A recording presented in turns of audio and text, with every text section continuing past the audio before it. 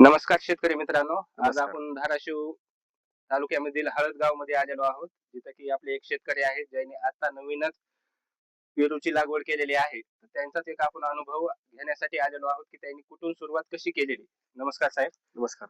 सर्वप्रथम आपण आपल्या शेतकऱ्यांना तुमचा परिचय करून द्या, नाव गाव सांगून. मी पांडुरंग बलभीम सावंत, राहणार हळदगाव, तालुका कळंब, जिल्हा धाराशिव. ठीक आहे.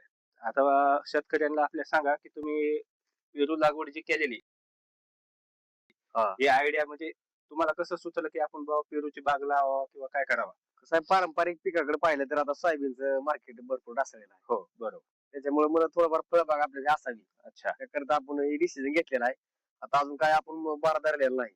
ओके. आता छाटणी घ्यायची आपली.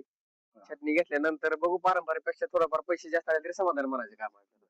मग तुम्ही आता जी ही लागवड केलेली, ही हा. किती एकर मध्ये केलेली? ही 70 गुंठ्यात आहे आपली. ही 70 गुंठ्यामध्ये केलेली. ही पूर्ण जे टोटल झाडं आहेत लावलेली हा. 70 गुंठ्यामध्ये. किती बसले हे 70 गुंठ्यामध्ये झाडं? 2000 बसले. 2000 झाडं बसले. तुम्ही जी लागवड केलेली, हे लागवड किती बाय किती वर केलेली? ही 7x4 वर आहे. 7 बाय म्हणजे 2 सरीतलं अंतर 7 7 फूट आहे. आणि 2 झाडातलं अंतर 4 4 फूट. फूट. हा. बर. मग आता इथं जवळपास 2000 जे झाडं बसलेली, तर हे तुम्ही झाडं म्हणजे रोप कोणत्या जातीचं आहे? व्हरायटी कोणती हे आहे? पिंक तैवान आहे. पिंक तैवान आहे. हा. बर. हे तुम्ही जी व्हरायटी आणलेली आहे ही झाडाची, ती कुठून आणली किंवा कशी आहे, ह्याची लिंक तुमची कशी लागली ह्या झाडाची? हे आम्ही रविराज साबळे म्हणून आहेत, एक रिस्टार हां, म्हणजे आपले रिस्टार जे शेतकरी हां, आहेत. शेतकरी जे हा. मोठे नामांकित शेतकरी आहेत. नामांकित शेतकरी आहेत. हां. त्यांच्यापासून आपण म्हणजे त्यांच्या सेमिनारला गेल्यानंतर आपल्याला म्हणजे पेरू लावावा अशी इच्छा झाली होती आपली. अच्छा. त्याच्यामुळे आपण तिथे गेल्यानंतर चर्चा करून आपण हे निर्णय घेतलेला आहे. हां, म्हणजे त्यांच्या मार्गदर्शनाखाली तुमची ही सगळी कन्सल्टन्सी आहे ना आपली. हां, हां. मग आता तुम्ही सुरुवातीला जेव्हा रोप आणले होते, हे कधी रोप लावलेले आहेत? हे रोप आपण 1 एप्रिलच्या आसपास लावलेलं आहे. 1 म्हणजे एप्रिल मार्च एंडिंगला लावलेलं आहे. मार्च एंडिंगला लावलेलं रोप आहे. ठीक आहे. तरी आता लावून जवळपास म्हणायचं 8-9 महिने झालेले हा, आहेत. 9 महिने झाले. 9 महिने. 9 महिने झालेले आहेत. मग आता लावल्यापासून ह्याला तुम्ही मशागत वगैरे कशी केली? सुरुवातीला रान नांगरणी केली. हां. नंतर नाही, त्याच्या अगोदर शेणखत टाकले पहिल्यांदा. अच्छा, सुरुवातीला. एक 8 ट्रॅक्टर शेणखत टाकलं, हां, हां. कुजल्याला चांगलं. हां, हां, हां. आणि नंतर नांगरणी केली, पुन्हा रोटावेटर मारला. हां. आणि 7 फुटाच्या ह्यानं सरी काढून. नाही ना, हां. आखणी केली. हां. आणि त्या अंदाजे आपण लावलेला आहे. म्हणजे सुरुवातीला पूर्ण ह्याचा डिस्टन्स हे पूर्ण हा, ते पावडर आखणी लावले. हे करून नंतरच तुम्ही ह्याची हां. मशागत हे चालू करून रोप लागवड केलेली. हां. बरं, मग आता ह्याला काय डोस वगैरे घेतलेत का तुम्ही आतापर्यंत? ह्याला बेसल डोस काही दिलेला नाही. हां. लिक्विड खत आपले 19-19 12 जी की वाढीसाठी आणि फुटव्यासाठी. ज्या पुन्हा लागवड ह्याच्यावर थ्रिप्स येते ना, थोडं मावा हां. येते. म्हणजे त्याच्यामुळं वाढीला फवारणी लागतेच पानं हे त्याच्यावर हां. थ्रिप्स येतंय. थ्रिप्स येते थोडंफार. अच्छा.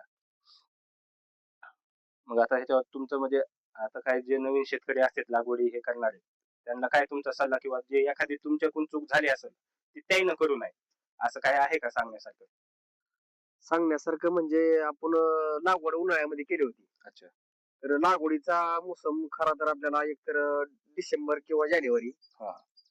नाही तर मग जूनच्या आसपास तर चांगलंच आहे, पाऊस चालू झाल्यानंतर. चालू झाल्यानंतर. थोडं काय होतंय, उन्हाळ्यात ग्रोथ होत नाही जास्त. हां, म्हणजे थोडा इफेक्ट पडतो म्हणायचं रोपावर. हा, पडतो. जमिनीवर रोपाला काय होत नाही, पण वाढ तेवढी वाढ. समाधानकारक होत नाही. अच्छा. तरी आता इथून पुढं आता ह्याची छाटणी वगैरे तुम्ही कधी करणार? आता छाटणी साबळे पाटलांच्या मार्गदर्शनाखाली एक 10 दिवसात छाटणी घ्यायची आपल्याला. अच्छा, म्हणजे त्यांनी ते तुम्हाला सांगितलेला आहे शेड्यूल किंवा अजून हा. आजपासून 10 दिवसांना तुम्ही हे छाटणी करू शकता. हो. बरं, मग आता ह्याला फळ हे लागण्याचा तरी कालावधी किती आहे आता? कधी लागेल काय एक अंदाज? नाही, आतापर्यंत आपण प्रत्येक 20 दिवसाला ते 1 महिन्याला कळ्या तोडतो आपण. अच्छा. 50-60 कळ्या तोडल्या त्या आपण आतापर्यंत. एका झाडाच्या 50 हो, 60 हो. 50 60 म्हणजे हे ज्या झाडाला लागतात कळ्या, हा. या एका झाडाला 50 60 50 60 हा, लागतात. तोडल्या त्या आपण ते. का तर ते जर नाही तोडलं तर झाडाची ग्रोथ ग्रोथ होत होत नाही. बरोबर. मग तरी उत्पन्न इथं किती निघेल काय एक अंदाजा तुमचं असेल ना? एक अंदाज पाटलांच्या म्हणण्यानुसार एका झाडाला 15 किलो माल निघतोय. एका झाडाला 15 हां. किलो. मग ते आपल्या प्रत्येकाचं मॅनेजमेंट आहे ना शेवटी. हां, शेवटी समजा तुमचा अनुभव किंवा तुमच्या शेतात सेल राबण्याची किंवा तुम्ही फवारण्या हे सगळं भेसळ डोस हे देण्याच्या ह्याच्यावर तुमचं उत्पन्न ठरू शकतं. प्रत्येकाच्या जमिनीच्या पोतावर जमिनीचा पोत समजा आता आपली जी जमीन आहे ती काळीची आणि भारीची जमीन दिसते. हा, भारी जमीन आहे. हां, त्यामुळं उत्पन्न जास्त निघण्याचे चान्सेस आहेत. आहेत आता. बघू निकाल. तरी आता ह्याला पाणी सध्या देण्याचं कसं करतात तुम्ही? ड्रिप केलं ना आपण टाकून. ड्रिप केलेलं आहे. हां. ड्रिप केलेलं तरी ह्याला डबल लाईन टाकलेली तुम्ही हा, झाडाला. डबल लाईन आहे. चालतंय. तरी शेतकरी मित्रांनो पाहिलं तुम्ही किंवा नवीन सुरुवात ही कशी करावा, पेरूची जी लागवड करतो आपण त्यामध्ये तुम्ही सुरुवात कुठून कशी करावा आणि मार्गदर्शनाखाली करावा हे खूप महत्वाचं आहे. तरी धन्यवाद साहेब की तुम्ही धन्यवाद. आपल्या शेतकऱ्याला चांगली माहिती दिली.